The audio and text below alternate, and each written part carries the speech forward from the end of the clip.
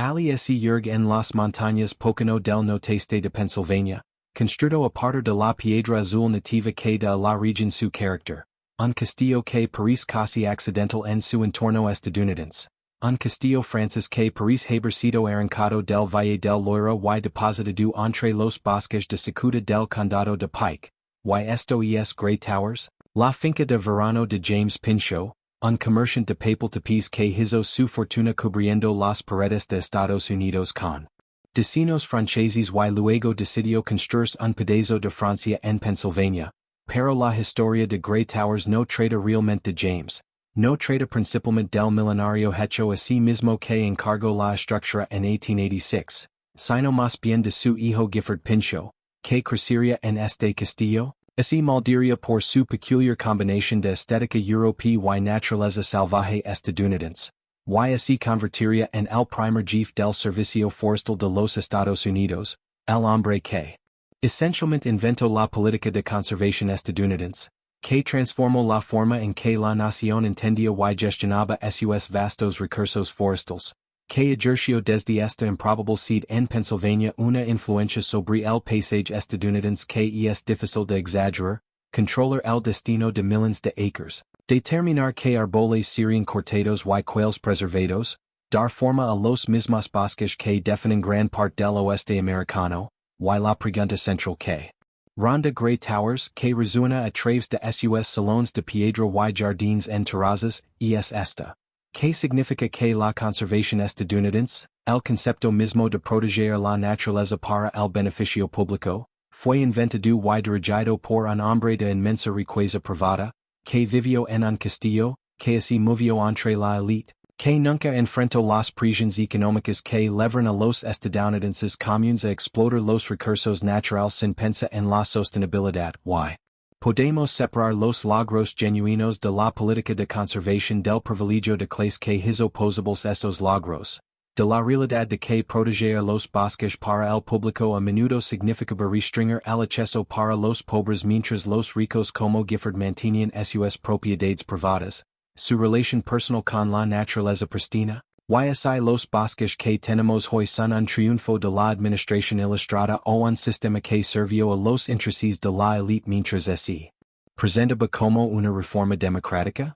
James Pinchot nació en 1831 de padres franceses que habían huido de la agitación política en Francia y así habían establecido en Estados Unidos, construyendo un exitoso negocio de fabricación de papel tapiz que así subió a la ola del exceso decorativo victoriano. Y James heredó no solo riqueza sino un profundo apego cultural a Francia, una sensación de que a pesar de haber nacido en Estados Unidos era realmente francés en espíritu, en gustos, en valores, y esta identidad dividida, esta sensación de estar permanentemente entre dos mundos, moldeó su decisión de construir Grey Towers como una estructura explícitamente francesa en tierra estadounidense. Como así pudiera resolver su desplazamiento cultural a través de la arquitectura, pudiera crear un espacio físico al que perteneciera por completo porque lo había diseñado para encarnar tanto su herencia francesa como su éxito estadounidense. Y el arquitecto que eligió, Richard Morris Hunt, así formó en la École de Beaux-Arts de Paris y así especializó en llevar el estilo de castillo europeo a los milenarios estadounidenses. Y juntos crearon Grey Towers como una fantasía de la aristocracia francesa traducida al contexto estadounidense, completa con enormes muros de piedra, torres y turretas, techos de pendiente pronunciado y una elaborada mampostería que requiría artesanos que debían ser traídos de Europa porque los trabajadores estadounidenses no poseían las habilidades necesarias, y la finca cuando así completo representó la visión de James de cómo debería ser el éxito. Como debería vivir un hombre hecho a sí mismo, y esa visión era fundamentalmente retrograda, así trataba de reclamar la conexión con la tradición europea en lugar de construir algo nuevo, así trataba de demostrar que incluso en los Estados Unidos democráticos, algunas personas merecen vivir como la nobleza, y la estructura que resultó fue hermosa y alienante, impresionante y absurda, perfecta en su ejecución y preocupante en sus implications, castillo que encajaba con su paisaje a través de su uso de piedra local y contradicía ese paisaje a través de su insistente europeidad, y este tensión entre pertenecer y no pertenecer, entre estadounidense y extranjero, entre valores democráticos y pretensiones aristocráticas. Definiría no solo la casa sino la relación de la familia Pinchot con su país y su papel en la configuración de su futuro ambiental.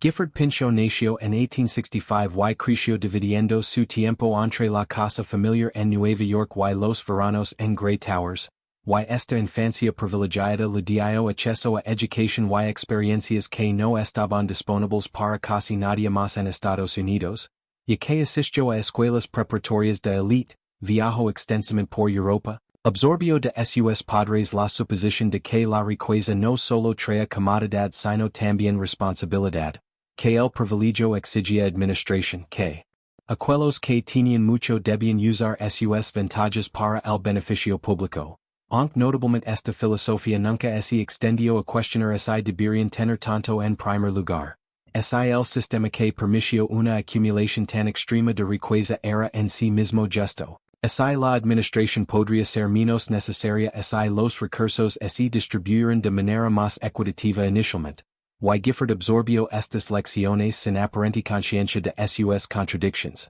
desarrollando un compromiso sincero con el servicio público que, sin embargo, estaba completamente basado en suposiciones de la élite sobre quién debía liderar y quién debía ser liderado, quién estaba calificado para tomar decisiones sobre el uso de la tierra y quién simplemente debía aceptar las decisiones tomadas por sus superiores, y este progresismo paternalista. Esta combinación de un genuino impulso reformista y un privilegio de clase no examinado caracterizarían toda la carrera de Gifford y el movimiento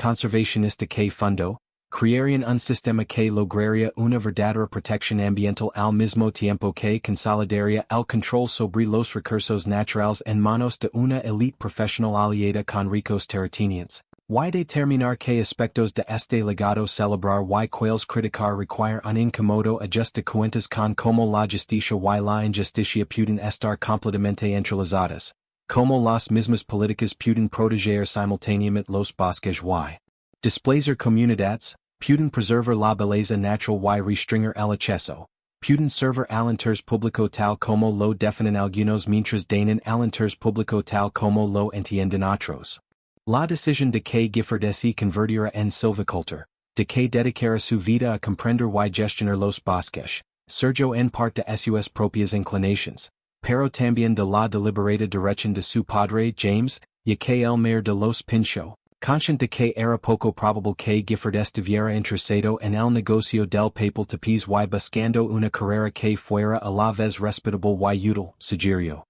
La silvicultura en una época en la que la profesión apenas existía en Estados Unidos, cuando los países europeos habían desarrollado sistemas sofisticados para gestionar sus bosques, pero los estadounidenses trataban los bosques como un obstáculo que había que despejar o un recurso que había que explotar hasta agotarlo. Y Gifford abrazó esta sugerencia con el entusiasmo de alguien que ha encontrado un propósito. Viajó a Europa para estudiar silvicultura con maestros consagrados, aprendió la ciencia de la silvicultura y la práctica de la gestión sostenible de la madera, absorbió el modelo europeo donde los bosques eran propiedad y estaban gestionados por el Estado o por terratenientes aristocráticos para obtener beneficios a largo plazo en lugar de ganancias a corto plazo. Y regresó a Estados Unidos en 1890 decidido a aplicar estas lecciones a un país que, en su opinión, estaba destruyendo su patrimonio forestal. Por ignorancia y avaricia, cortando bosques antiguos sin pensar en la regeneración, permitiendo que la capa superficial del suelo se elevara, creando condiciones para incendios catastróficos y, en general, tratando a los bosques como si fueran infinitos cuando eran demostrablemente finitos. Y Gifford se posicionó como el hombre que salvaría a Estados Unidos de sus propios impulsos destructivos, que traería la gestión científica y el pensamiento a largo plazo a la política forestal, que establecería la silvicultura como una profesión y la conservación como una prioridad nacional. Y su éxito en esta misión fue notable, fue genuino, transformó la gestión de la tierra estadounidense de maneras fundamentales. Pero es imposible separar este éxito de su posición de clase, del hecho de que tenía la riqueza y las conexiones para ganar audiencias con precedentes, influir en la legislación, crear institutions que encarnaran su visión, y que su visión, por muy bien intencionada que fuera, reflejaba los intereses y suposiciones de su clase tanto como reflejaba los principios científicos de la silvicultura o los valores democráticos. Durante el ascenso de Gifford,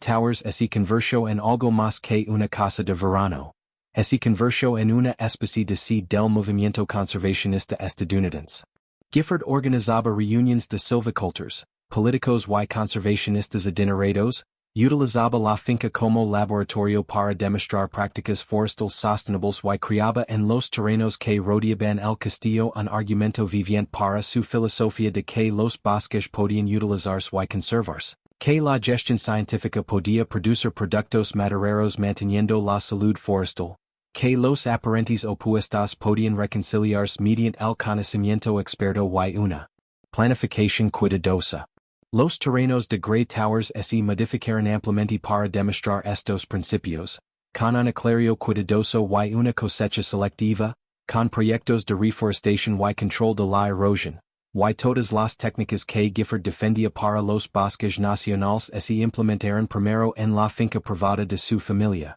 Y hay algo a la vez admirable y preocupante en esto. Admirable porque Gifford estaba genuinamente comprometido con esos principios y dispuesto a aplicarlos a su propia tierra. Preocupante porque la capacidad de experimentar en cientos de acres privados, de aceptar costos a corto plazo para beneficios a largo plazo, priorizar la salud forestal por encima de las ganancias inmediatas era un lujo solo al alcance de los ricos. No era una opción para los pequeños terratenientes ni para las comunidades.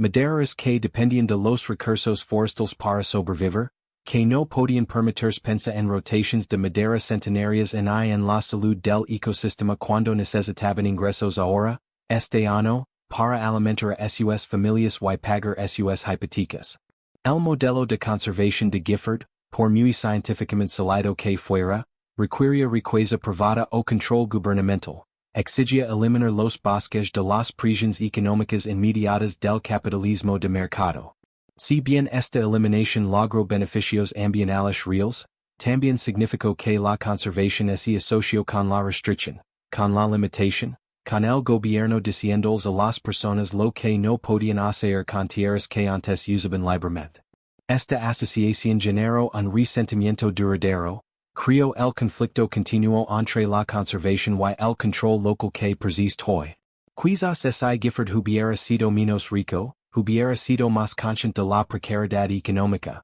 hubiera comprendido lo que significaba depender de los recursos naturales para sobrevivir en lugar de verlos como un patrimonio que debía preservarse. Podría haber desarrollado una filosofía de conservación más sensible a las necesidades de los trabajadores, más democrática en sus supuestos. Sobre quien decide cómo se utiliza la tierra, más conscientes de cómo la política ambiental puede servir a los intereses de la élite mientras afirma servir a todos. El nombramiento de Gifford Pinchot como el primer jefe del Servicio Forestal de los Estados Unidos en 1905 representó la culminación de años de defensa y el comienzo de una transformación en la forma en que Estados Unidos administraba sus bosques. Ya que Gifford ahora controlaba no solo Towers sino 150 millones de acres de bosque nacional, podía implementar en vastos territorios los principios que había desarrollado, podía contratar y capacitar a una generación de forestales profesionales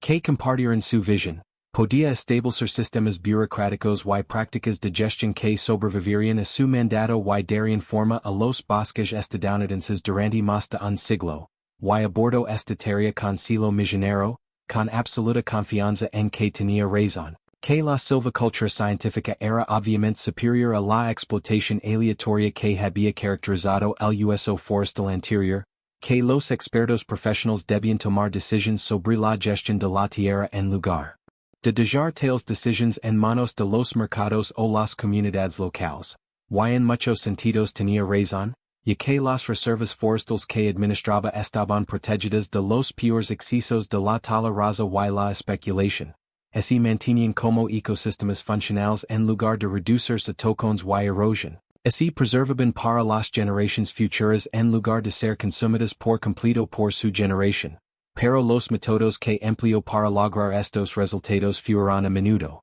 autoritarios, y basaban en imponer conocimiento experto desde arriba en lugar de trabajar con las comunidades locales,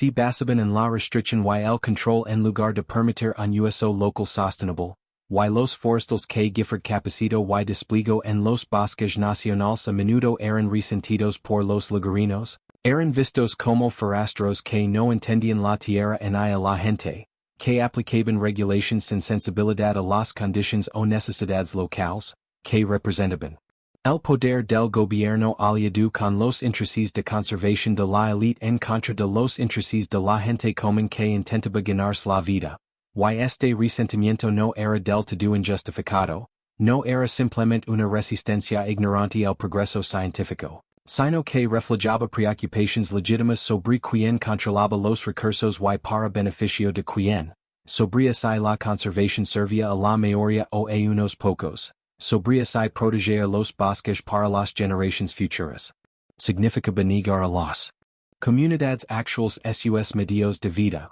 Y estas preguntas que Gifford nunca abordó adecuadamente, que tendía a descartar como una oposición miope a la política ilustrada, siguen siendo centrales para la política ambiental actual, siguen siendo tensions sin resolver entre la conservación y el uso, entre la gestión experta y el control local, entre la protección de la naturaleza y apoyar a las comunidades humanas, y tal vez el mayor fracaso de Gifford no fue sus técnicas de gestión forestal, que en general eran sólidas, sino su incapacidad para crear una filosofía de conservación que los estadounidenses comunes pudieran adoptar como una solución a sus intereses en lugar de restringir su libertad, que así sintiera democrática en lugar de elitista, que respetara el conocimiento local en lugar de descartarlo en favor de la experiencia profesional. La transformación física de Grey Towers durante los años de Gifford como jefe forestal reflejó su creciente poder y su visión estética, mientras trabajaba con su esposa Cornelia, con quien se casó en 1914, para modificar la finca, creando el famoso finger bowl, una mesa de comedor al aire libre con una piscina poco profunda en su centro donde flotaban arreglos florales y así enviaban platos a los comensales en pequeñas embarcaciones. Una característica caprichosa que personificaba la combinación de sofisticación y alegría de los Pinchot, pero también su indiferencia hacia como tales exhibiciones podrían parecer a las personas que carecen de necesidades básicas, que encontrarían el desperdicio de agua con fines estéticos casi ofensivo dadas sus propias luchas para mantener las grañas durante las sequías o las crisis económicas, y los terrenos se desarrollaron en más con jardines en terrazas, fuentes y senderos para caminar, todos diseñados para demostrar la armonía entre el destino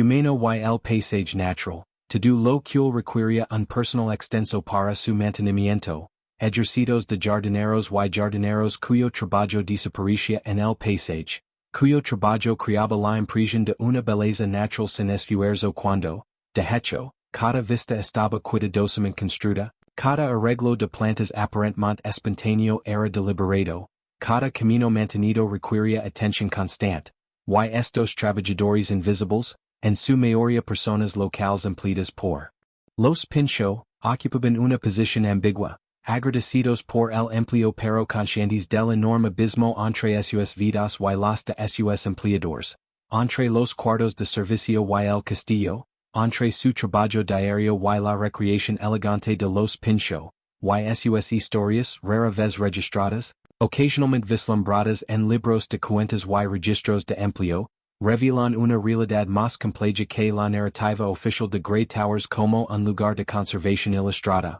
lo revelan. También como un lugar de jerarquía y explotación, no inusualmente así para su época, no peor que otras propiedades de riqueza comparable, pero no exento de los sistemas de desigualdad que caracterizan la edad dorada y la era progresista de Estados Unidos, y cualquier ajuste de cuentas honesto con Grey Towers debe incluir estas historias. Debe reconocer que la belleza que los visitantes admiran hoy es basado en cimientos de jerarquía de clases y poder desigual, que el legado de conservación que celebramos fue construido no solo por la visión de Gifford sino por innumerables trabajadores cuyos nombres no conocemos, cuyas contribuciones han sido borradas de la historia oficial, que permitiu el estilo de vida y el trabajo de los Pinchot pero nunca ese beneficio proporcionalmente de ninguno de ellos. El conflicto entre Gifford Pinchot y el presidente William Howard Taft que llevó al despido de Gifford del Servicio Forestal en 1910 reveló las limitaciones del poder de Gifford y la naturaleza política de la política de conservación,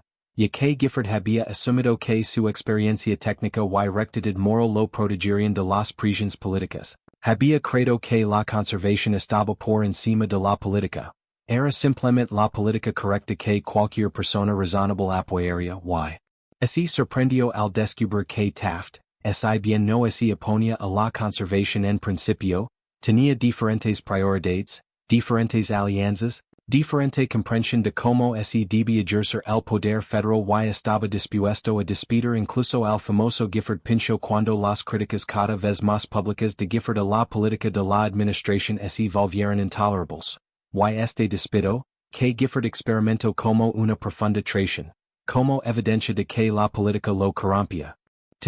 De que hombres menores estaban destruyendo el movimiento de conservación que había construido, fue en realidad una lección útil que nunca aprendió del todo, una lección sobre la necesidad de construir coaliciones, sobre los límites de la autoridad de los expertos, sobre cómo las cuestiones técnicas de la gestión forestal siempre fueron también cuestiones políticas sobre el poder y los recursos, y quién decide, y la incapacidad de Gifford para aceptar esta lección, su insistencia continua. A lo largo de su vida en que la conservación era un asunto técnico más que político, que los expertos debían tomar decisiones y los políticos simplemente implementarlas, reflejaban su posición de clase, su suposición de que las personas como él, educadas, bien intencionadas, científicamente informadas, deberían liderar naturalmente mientras otros seguían. Y esta suposición, por muy disfrazada que estuviera de retórica progresista sobre el bien público, era fundamentalmente antidemocrática.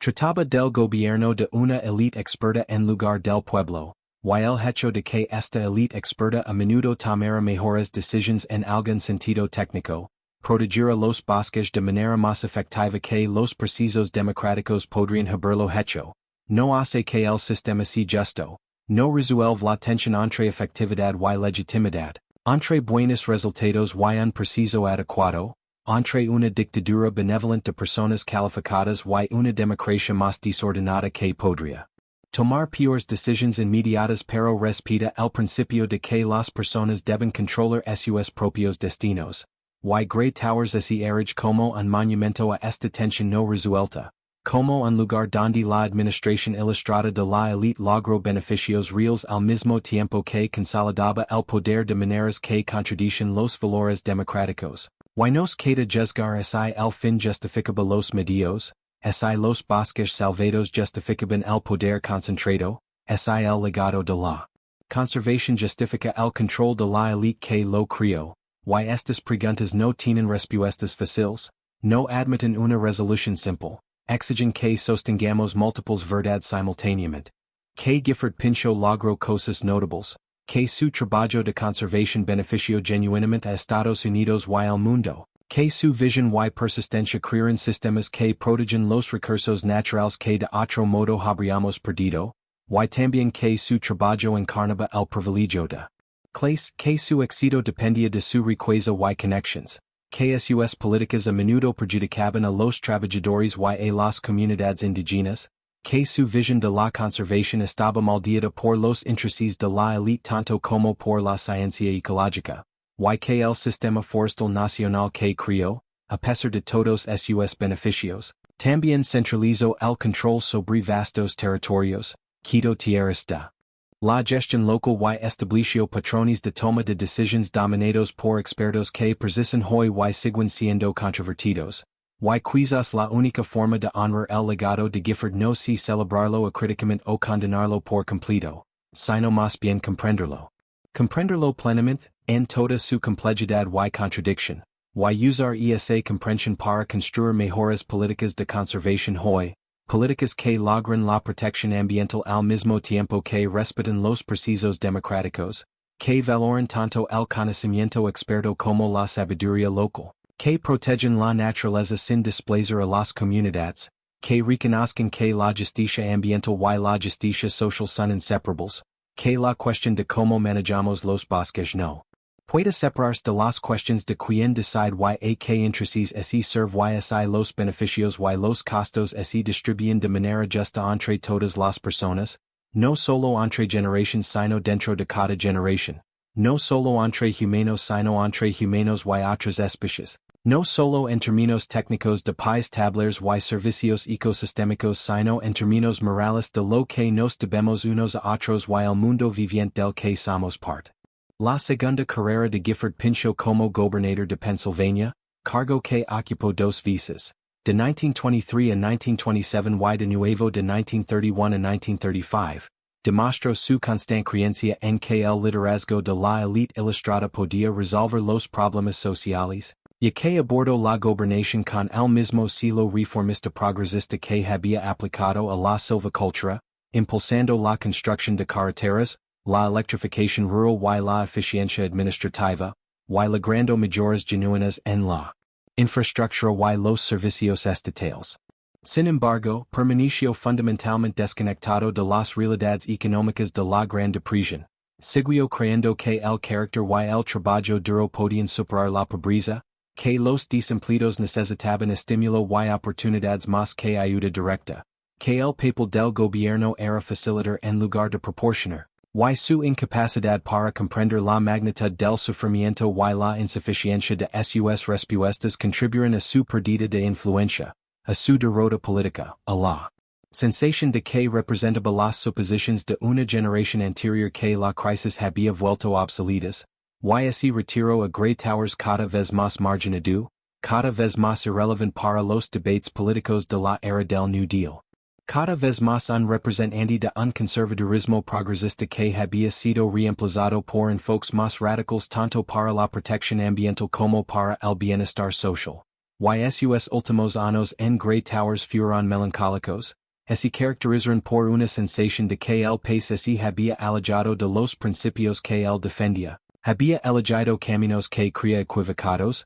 había rechazado el liderazgo de hombres como él en favor de enfoques más populistas y menos impulsados por los expertos, y murió en 1946 sin comprender completamente que el movimiento conservacionista había evolucionado más allá de él, que los ambientalistas más jóvenes estaban desarrollando enfoques más holísticos que conectaban la protección ambiental con la justicia social, que reconocen los derechos de los pueblos indígenas y las comunidades locales, que cuestionaban el mismo modelo de gestión de recursos dominado por los expertos que Gifford había iniciado, y Grey Towers pasó a su hijo Gifford.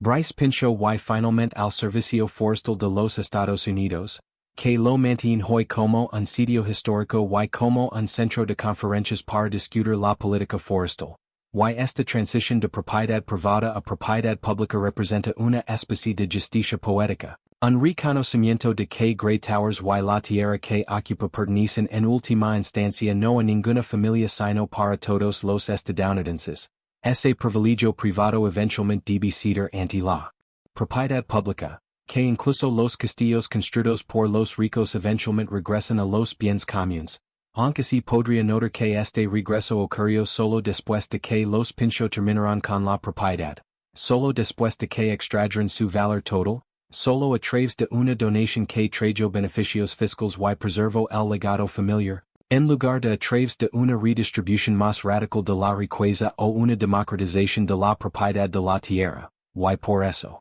Incluso en su transferencia al control público, Grey Towers afirma el poder de la élite. Afirma el derecho de las familias ricas a controlar la propiedad durante generaciones y luego recibir crédito por compartirla generosamente, en lugar de cuestionar si tal concentración de propiedad debería ser posible en primer lugar. Si la tierra alguna vez debería tratarse como propiedad privada para ser controlada a través de generaciones en lugar de como bienes comunes para ser compartidos entre todos. Los miembros vivos de una comunidad.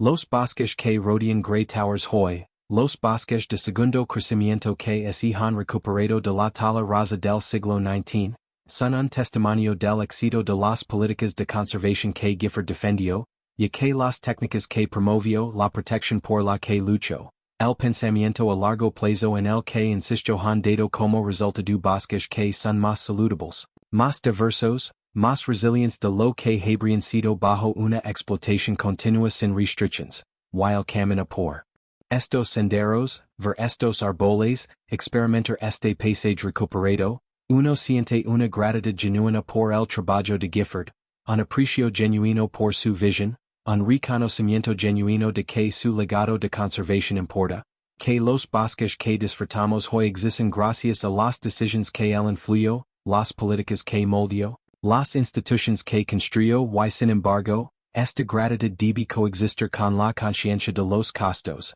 con el recuerdo de las comunidades desplazadas por las reservas forestales, los mataderos cuyos medios de vida se vieron restringidos, los pueblos indígenas cuyos territorios ancestrales fueron cercados y administrados por el Servicio Forestal sin su consentimiento y participación. La gente local que perdió el acceso a los terrenos de caza y los sitios de recolección cuando las tierras se convirtieron en bosques nacionales sujetos a la regulación federal, y estos costos fueron reales, los sufrieron personas reales, no fueron simplemente daños colaterales aceptables en pos de un bien mayor, sino injusticias que exigen reconocimiento y, cuando si posible reparación, y el movimiento ambiental contemporáneo ha reconocido esto cada vez más. Ha buscado cada vez más conectar la protección ambiental con la justicia social, involucrar a las comunidades locales en las decisiones de gestión, respetar la soberanía indígena y el conocimiento ecológico tradicional, garantizar que la conservación beneficia a todas las personas. En lugar de servir a los intereses de las élites, y estos desarrollos representan una evolución más allá del modelo de Gifford, representan el reconocimiento de que su enfoque, aunque efectivo en algunos aspectos, fue inadecuado en otros, fue demasiado vertical, demasiado dominado por los expertos, demasiado desconectado de las realidades vívidas de las personas cuyas vidas se vieron afectadas por la política forestal. Y Grey Towers hoy debe lidiar con este legado, debe contar tanto la historia de los logros de Gifford como la historia de sus limitations. Debe ayudar a los visitantes a comprender tanto lo que construyó como lo que no logró construir, tanto los bosques que salvó como las personas que marginó, tanto su visión como su ceguera, y este relato completo es difícil, es incómodo, resiste las narrativas simplificadas que preferimos, y puramente celebratoria o puramente condenatoria, exige en cambio que nos sentemos con la complejidad y la contradicción. Que reconozcamos que Gifford no fue un héroe en villano, sino más bien un ser humano complejo cuyo trabajo tuvo efectos mixtos, cuyo legado contiene tanto inspiración como precaución, cuyo castillo se alza como monumento no a una verdad simple sino a la relación enredada entre riqueza y poder, entre buenas intenciones y sistemas injustos, entre protección ambiental y jerarquía social, entre salvar bosques y desplazar personas, entre conocimiento experto y control democrático, y quizás lo más valioso que Grey Towers pueda enseñarnos hoy no es que debemos emular a Gifford Pinchot sino que debemos aprender tanto de sus éxitos como de sus fracasos. Debemos construir sobre la ética de conservación que él defendió mientras rechazaba el elitismo que caracterizaba su enfoque. Debemos proteger los bosques al mismo tiempo que protegemos los derechos y los medios de vida de las comunidades forestales. Debemos valorar el conocimiento experto sin privilegiarlo por encima de la sabiduría local y los precisos democráticos. Debemos reconocer que la política ambiental siempre es política, siempre se trata de poder y recursos y quien decide, y que pretender lo contrario, pretender que la conservación es puramente técnica o científica o por encima de la política, serve para ocultar que intereses se están atendiendo, que voces se están escuchando, que preocupaciones se están priorizando y cuáles se están ignorando, y Grey Towers, sólido y hermosa entre sus bosques recuperados, nos pregunta finalmente si podemos crear una relación con la naturaleza y entre nosotros que sea más justa que la que logró Gifford, más democrática, más inclusiva, más consciente como la protección ambiental y la justicia social deben perseguirse juntas o ninguna se logrará por completo.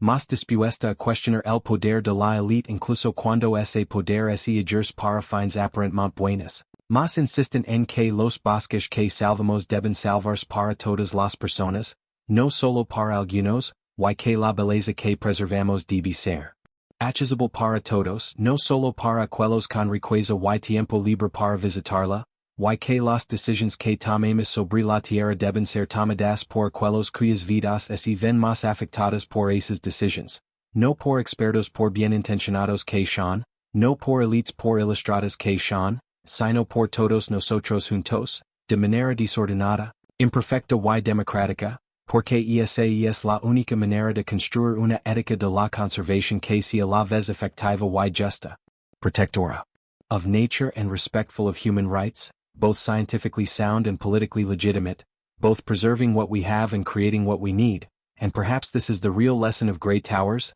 the lesson written not in Gifford's triumphs but in his limitations, not in what he achieved but in what he failed to achieve, not in the forests he saved but in the justice he never quite understood was necessary, and we who inherit both his conservation legacy and the democratic ideals he only partly embodied must now do the work he couldn't do, must build the systems he couldn't imagine, must create a world where protecting nature doesn't require accepting inequality, where environmental stewardship and social justice advance together, where castles like Grey Towers exist not as private estates for elite families but as public places belonging to everyone, where forests are managed not by distant experts but by the communities who live among them, where conservation serves all people rather than some, and where the question of how we live on this earth is answered not by the wealthy few but by all of us collectively, imperfectly, democratically, together. La cuestión de que representa Skylands para los visitantes contemporáneos que llegan por las sinuosas carreteras de montaña no puede separarse de sus propias relaciones con la riqueza,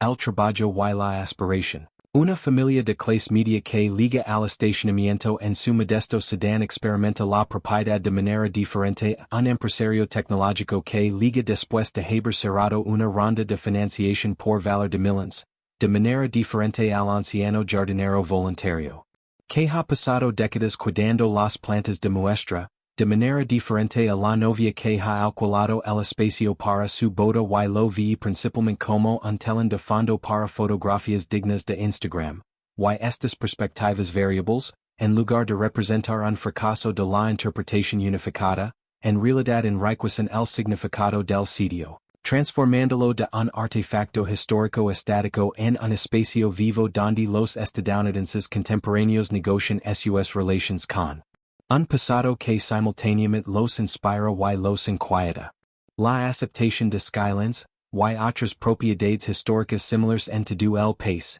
por parte de la industria nupcial revela dinámicas culturales particularmente interesantes, y que estos eventos representan una especie de cosplay aristocrático temporal, que permite a la gente común habitar espacios de grandeza durante unas horas, fotografiarse en terrazas donde entano y alzaban gigantes industriales, crear sus propios recuerdos en salas diseñadas para un orden social completamente diferente. Este fenómeno tiene algo a la vez democrático y incómodo.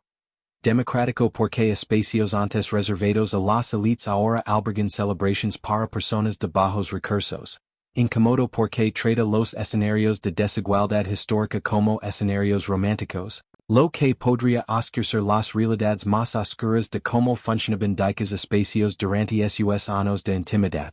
Cuando una pareja contemporánea se casa en los jardines de Skylands, rodeada de plantas que Lewis instaló para demostrar su riqueza y sofisticación, participan en la democratización de la belleza o perpetúan, incluso inconscientemente, los valores estéticos y sociales que dichas propiedades representaban? La respuesta, insatisfactoria pero precisa, es probablemente ambas. Los humanos son criaturas complejas capaces de apreciar simultáneamente la belleza y criticar los sistemas que la crearon, capaces de dar significado personal a espacios cargados de importancia histórica, y el hecho de que un sitio pueda servir para propósitos múltiples, a veces contradictorios, no es una debilidad sino más bien una prueba de su riqueza cultural y su continua relevancia. El modelo financiero que actualmente sustenta Skylands, una combinación de financiación estatal, donaciones privadas, trabajo voluntario y ingresos por alquiler de eventos, Representa una solución pragmática al desafío de mantener propiedades históricas costosas en una era de recursos públicos limitados. Pero también crea tensions y compromisos que habrían sido ajenos a los y sus contemporáneos, para quienes el propósito de la propiedad era simplemente proporcionar disfrute privado y validación social, sin necesidad de justificar su existencia a través de programas educativos, acceso público o generación de ingresos. Los Skylands modernos deben equilibrar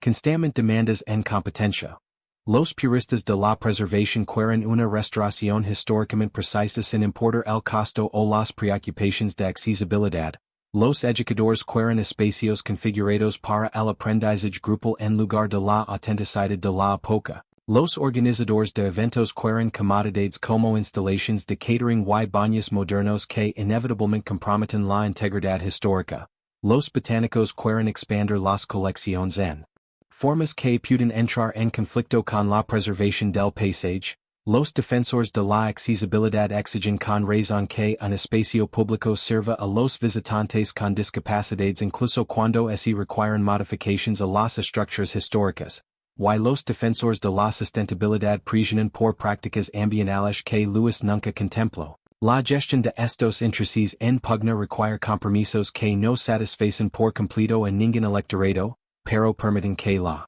finca siga funcionando como un espacio público de usos múltiples en lugar de convertirse en un museo pristino pero inaccesible o en un lugar degradado que ha perdido por completo su carácter histórico. Las colecciones botánicas de Skylands merecen una atención especial, ya que representan un logro que posiblemente ha sobrevivido y superado la importancia arquitectónica de la casa en sí. La decisión de Lewis de crear un jardín de especímenes, recolectando plantas inusuales y raras de todo el mundo, fue inicialmente un acto de consumo conspicuo, una forma de demostrar tanto riqueza como sofisticación, ya que tales colecciones requirían no solo el capital para adquirir especímenes costosos, sino también los recursos continuos para mantenerlos, incluidos jardineros expertos, equipo especializado y la atención constante necesaria para mantener vivas las plantas en climas para los que no habían evolucionado. Sin embargo, casi un siglo después, estas colecciones han acumulado un valor científico y cultural que Lewis no podría haber anticipado.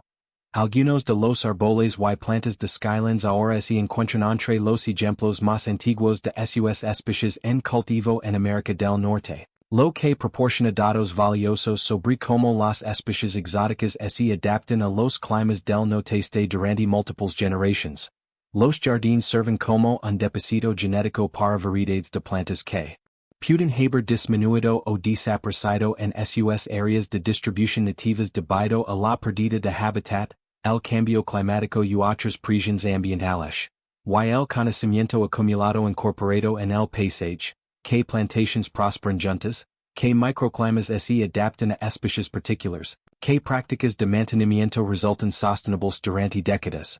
Representa una forma de sabiduría práctica que no se puede replicar fácilmente y que se vuelve más valiosa a medida que el cambio climático obliga a los jardineros y administradores de tierras a considerar especies que alguna vez se consideraron inadecuadas para sus regiones. En este sentido, el proyecto de vanidad de Lewis se ha transformado con el tiempo y los contextos cambiantes en un recurso científico y educativo genuinamente valioso, una transformación que plantea preguntas interesantes sobre cómo deberíamos evaluar los legados de los ricos. ¿Deberíamos reconocer a Lewis por crear algo de valor duradero? Incluso si ese valor fue involuntario y incluso si el proceso de creación implicó explotación y extracción ambiental, ¿o deberíamos mantener una distancia crítica, reconociendo el valor que ha surgido mientras nos negamos a valorar al creador original cuyas motivaciones y métodos podríamos encontrar objeables?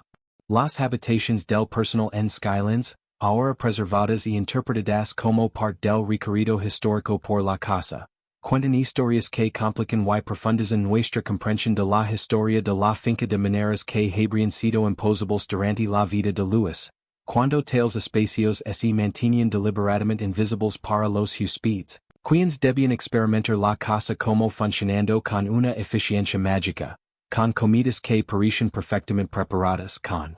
Habitations limpias y chimeneas encendidas sin ninguna intervención humana visible, con la extensa mano de obra requerida para mantener la finca cuidadosamente oculta tras puertas de pano verde y escaleras de servicio que permiten al personal moverse por la casa sin el encuentro con familiares o invitados. La decisión contemporánea de abrir estos espacios a los visitantes, de contar las historias de cocineros, criadas y jardineros junto con los de propietarios y arquitectos, representa un giro historiográfico hacia una historia social que valora las experiencias de la gente común, que reconoce que cualquier comprensión completa del funcionamiento de estas fincas debe tener en cuenta a los trabajadores cuyo trabajo los hizo posibles. El contraste entre los grandes espacios públicos y las estrechas y utilitarias dependencias del personal es marcado y deliberado, diseñado para provocar la reflexión sobre el coste humano de la grandeza, sobre la desigualdad radical que caracterizaba incluso a los hogares supuestamente ilustrados, sobre cómo la comodidad y el lujo de algunos se compraban a través de las vidas limitadas y los sueños postergados de otros. Sin embargo, incluso esta interpretación enfrenta desafíos y limitations. Las personas reales que trabajaron en Skylands durante la era Luis dejaron pocos registros, sus vidas internas y perspectivas en gran parte irrecuperables, por lo que la interpretación contemporánea necesariamente implica especulación y generalización, proyectando sobre estos trabajadores históricos actitudes y experiencias que pueden o no reflejar su realidad real. Y existe el riesgo de ser condescendientes o sentimentalistas con estos trabajadores, de asumir que simplemente eran víctimas sin agencia, de no reconocer las formas en que podrían haberse enorgullecido de sus habilidades, encontrado satisfacción en su trabajo, creado vidas y relaciones significativas dentro de las limitaciones que enfrentaron, o resistido activamente y subvertido la dinámica de poder del hogar de maneras tanto sutiles como significativas. El parque estatal Ringwood circundante, al que Skylands se incorporó en 1945, proporciona un contexto ecológico y histórico importante que ayuda a situar la finca dentro de patrones más amplios de uso de la tierra y cambio ambiental en el nordeste de los Estados Unidos. Las montañas Ramapo alguna vez fueron parte de un extenso ecosistema forestal que cubría gran parte de la región, habitado por pueblos lenapizia relación con la tierra involucraba movimientos estacionales y patrones de uso de recursos que mantuvieron el equilibrio ecológico durante milenios, hasta la colonización europea trajo consigo transformaciones drásticas, como la deforestación para la agricultura y la producción de carbón, las operaciones mineras industriales que extraen mineral de hierro de las montañas para abastecer a forjas y fundiciones, y finalmente, la creación de grandes fincas privadas como Skylands, que representaron una especie de reforestación, aunque determinada por prioridades estéticas más que ecológicas, con los bosques nativos reemplazados por paisajes diseñados que priorizaban el efecto visual y los especímenes exóticos sobre la función ecosistémica. Las consecuencias ecológicas a largo plazo de estas fincas son complejas y ambiguas. Por un lado,